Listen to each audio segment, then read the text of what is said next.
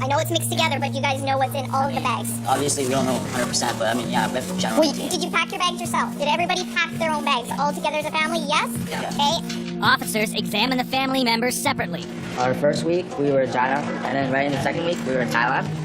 And who went to Thailand? Everyone here went to Thailand? Oh, yeah, everybody here. The whole family came? Yeah, the whole family, yeah. So no one separated throughout the trip? You guys are together from start to finish? Yeah, that's right, yeah.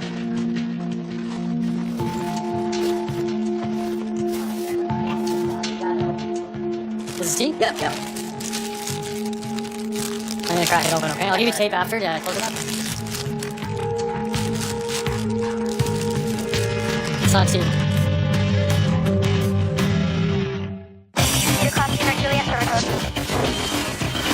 It's the midday rush at Vancouver International Airport. How long is your trip to Canada? Only 60. And CBSA officers have questions for two travelers from India. Do you think it's a short trip to come all this way from India for 6 days? No, sir. So, what are you going to do then for 6 days? Sightseeing. Something about their trip doesn't make sense. The length of stay and what they're going to do here. How much money are you traveling with today? $500. Do you have return tickets? Yes. Do you have a phone? Yes, sir. Yes, sir. Can I see it, please? I'll be right back. We found some messaging on the phone indicating that they might be here to collect some kind of money. So I'm going to have a quick chat with my superintendent. I'm examining a couple travelers coming for vacation. We look through their phone and then there's messaging saying they're coming here to meet this guy. Apparently someone took some money from them and they were coming here to talk to this person to see if they can get the money back. He sold them property or whatever it is. They gave him money, but there was no property. He took off with the money. Turns out he's in Canada, Right. so they're coming over to meet him. What do you think they're going to do?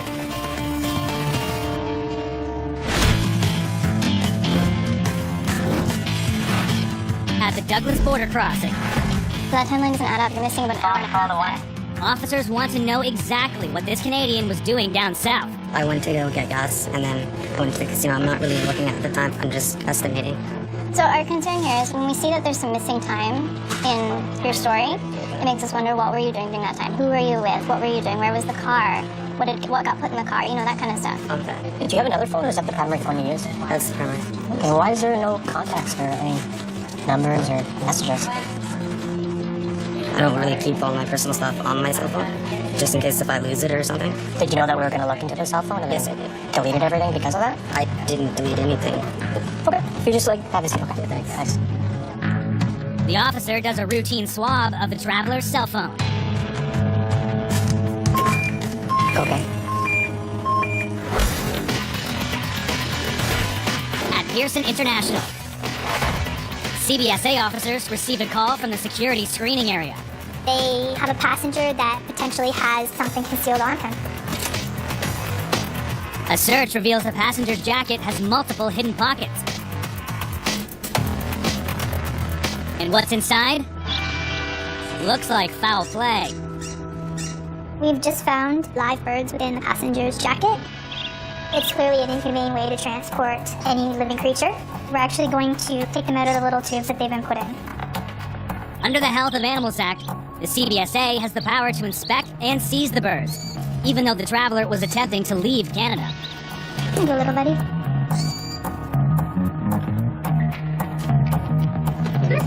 There you go, my friend. There was 19 birds in total. They're in a quarantine room due to any diseases the birds may carry, such as avian flu, and that's also why I'm wearing a mask. The evidence is bagged, photographs are taken, and the SPCA is brought in to examine the flock. In any time where an animal is considered to be in distress or their standards of care while they're in Ontario is certainly being compromised or brought into question, that falls under the Ontario SPCA Act, and our investigation section is employed to look into the matters. Birds are actually in good condition. We're not seeing any signs of any injuries. They appear to be interacting well with each other. The manner in which they were transported certainly falls within the offense to cause distress to an animal or bird under the Ontario SPCA Act. So we're certainly going to be pursuing that.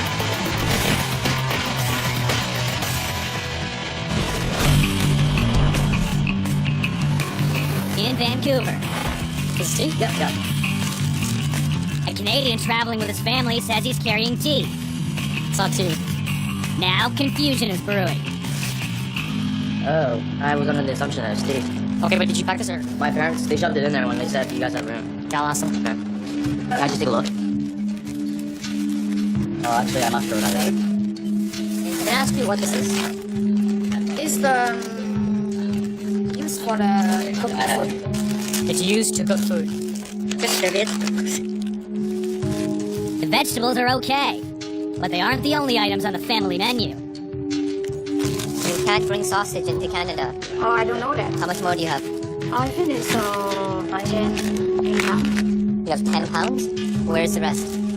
Oh, that's it. I don't know. This? Yeah, I understand. This is your declaration card, right? You answered no to all these questions. Because I think it's the meat is the food, the That doesn't make it any different. If it's dried, frozen, it's still meat. Having that and not declaring it, it can be a $1,300 penalty.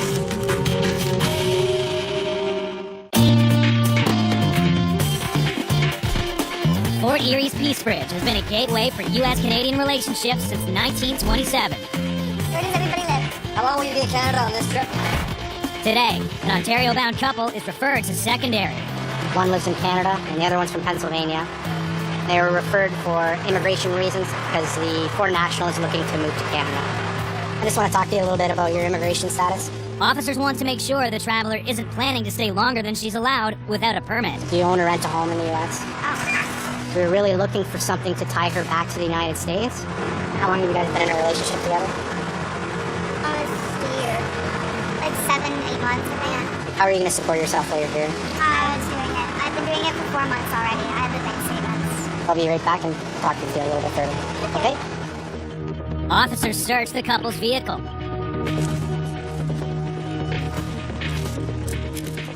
The passenger from Canada, she's pretty open about sponsoring her to come in eventually.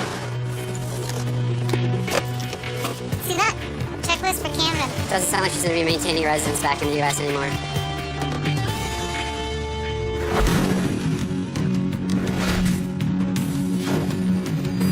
In Vancouver, You can't bring sausage into Canada.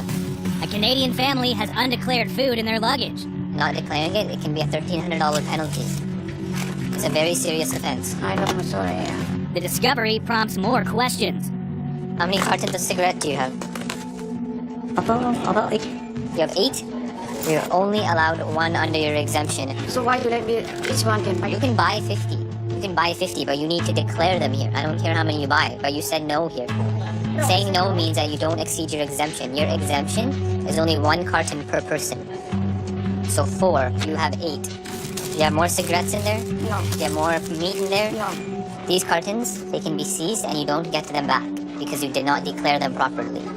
But you will have to pay the taxes as if you properly declared. This meat will be destroyed. Okay. This could also have been a penalty of $1,300. Dad coughs up the cash for the smokes, and the family's on their way. Basically, a misunderstanding. We knew there were cigarettes and stuff in there, but we didn't know the quantity of it. Thanks, guys. See ya.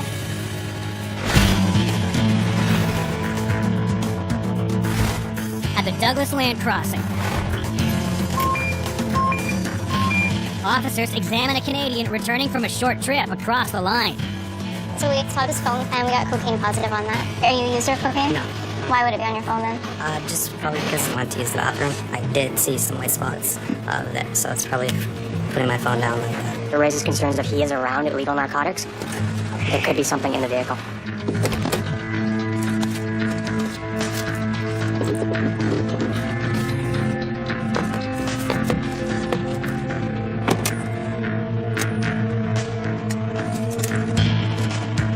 And we can't get in the glove compartment. The glove box is locked shut and the key won't open it, so we want to make sure there's nothing in there.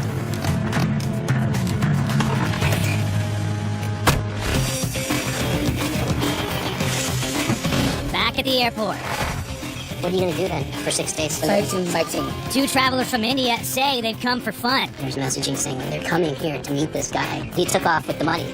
but a phone search reveals they're here on business. So we noticed some messages regarding some kind of fraud or something. Did someone defraud you out of some money?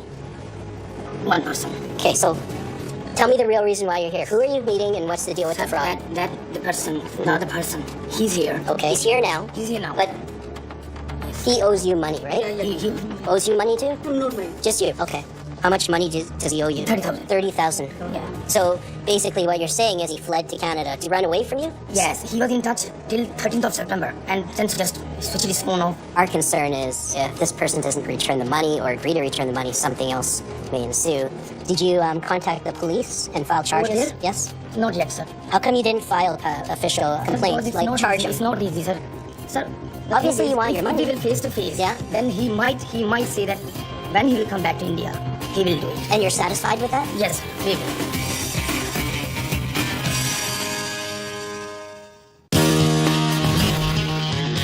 At the Coots border crossing in Alberta, two Americans are a long way from home.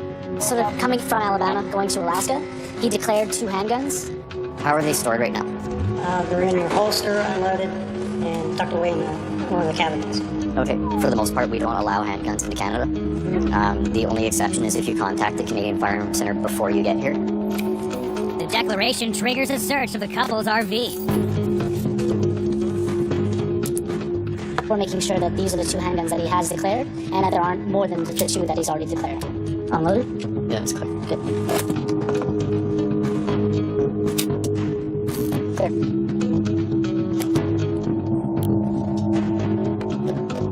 Box is clear. The search confirms the declaration. And some bad news for the travelers. So we're not allowing your firearms entry today. Okay, what do we do? You can leave them here and they'll be destroyed. You can take them back to the U.S. and actually ship the firearms either back to home or Alaska. You want to do that? You want to take them and get them shipped home? I guess, because they definitely don't want you to destroy Destroy it. them. It's just because of the type of firearm, you just can't bring them in. Yeah. The couple sticks to their guns and heads back to the States. They were polite, they didn't confiscate my firearms, so we're good to go.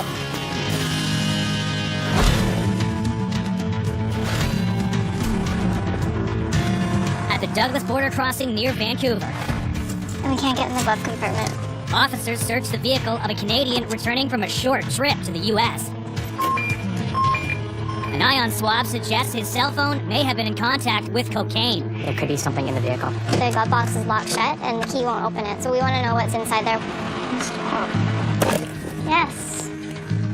There's nothing in there except his insurance papers. But the search isn't over. This door panel's been off before. Every panel in here's been off, like the center console panels were off. We're gonna take it into the bay. There's a lot of inconsistencies in the car, so we have to make sure that there's nothing in there. It could be hidden anywhere. A closer inspection turns up nothing of concern. He's a Canadian citizen, so he enters Canada by right.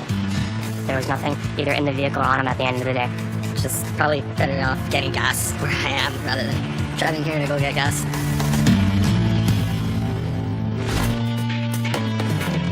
In Ontario, She's been pretty open about the fact that she wants to relocate to Canada. a U.S. traveler in a relationship with a Canadian claims she's only visiting. See that? Checklist for Cameron. Doesn't sound like she's in